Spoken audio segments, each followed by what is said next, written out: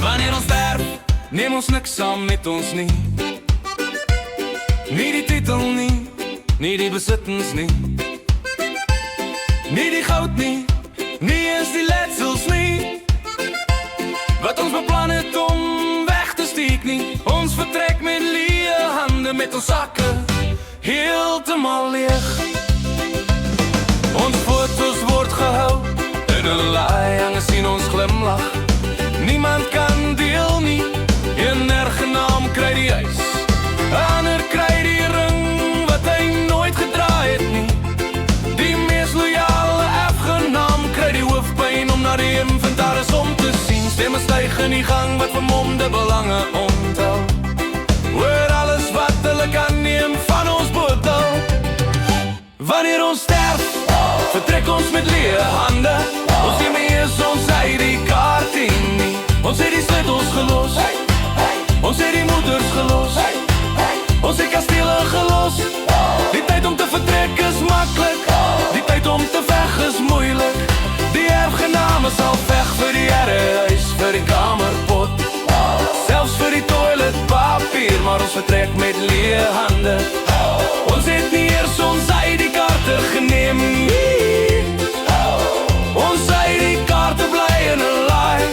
Ons foto het met ter tyd vervaag, bly enige plek, wie sal onthou wat ons besit het. Die erfgename wil net hê wat ons agtergelaat het. Of het nou die herrehuis op die heuwel is,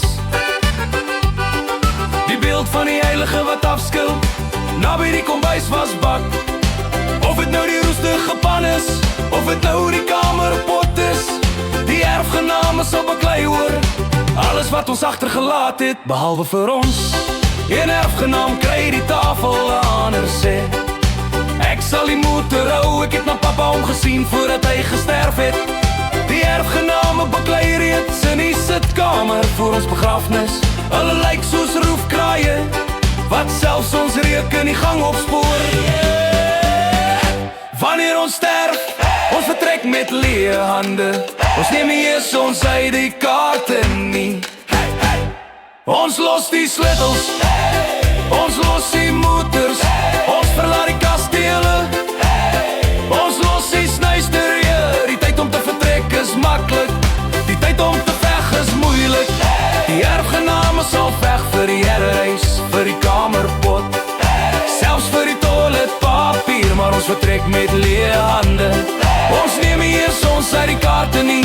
Of het nou groot paleis is, of het nou klein kajuit is, die erfgename sal oor alles baklei. Daar is geen versoening nie. Hulle wil hul deel hê, hulle wil nou alles hê.